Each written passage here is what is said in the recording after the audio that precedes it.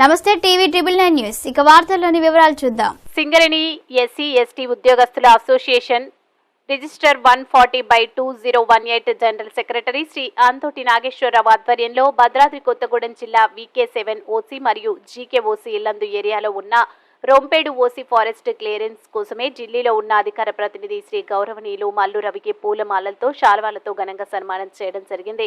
అలాగే పర్యావరణ అనుమతుల కొరకు వినతి పత్రం అందజేయడం జరిగింది. ఈ యొక్క ఓసీలకు ఫారెస్ట్ క్లియరెన్స్ రాకపోవడం వల్ల చాలా మంది కార్మికులు వివిధ ఏరియాలకు బదిలీలు చేయడం జరిగింది.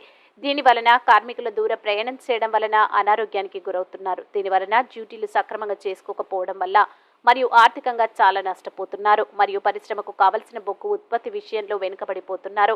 SCCL పరిశ్రమ కూడా అనుకున్న టార్గెట్ రీచ్ కాలేకపోతున్నాం. కావున అన్ని సమస్యలను ఆలోచించి VK7 ఓసీకి మరియు GK ఓసీ ఎక్స్టెన్షన్ మరియు ఇల్లందు రొంపేడు ఓసీ కూడా తక్షణమే త్వరితగతిన అనుమతులు ఇప్పించవలసిందిగా కోరడం జరిగింది. దానికి ఢిల్లీ అధికార ప్రతినిధి అయిన మల్లు రవి స్పందిస్తూ, నేను ఢిల్లీలో ఉన్న ఫారెస్ట్కు సంబంధించిన మినిస్టర్తో మరియు అధికారితో మీటింగ్ ఏర్పాటు చేసి మీకు అనుమతులు మంజూరయ్యేటట్టు చేస్తానని హామీ ఇచ్చారు.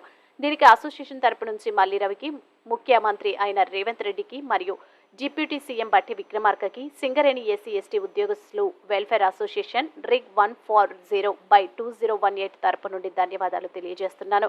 ఈ కార్యక్రమంలో ఢిల్లీకి బయలుదేరి వెళ్లిన ప్రతినిధుల బృందం సభ్యుల పేర్లు general secretary Anthoti Nageswararao, central vice president MV Rao, Jimmidi Mallesh, కేంద్ర committee organiser secretary Kazipet Krishna తదితరులు పాల్గొన్నారు.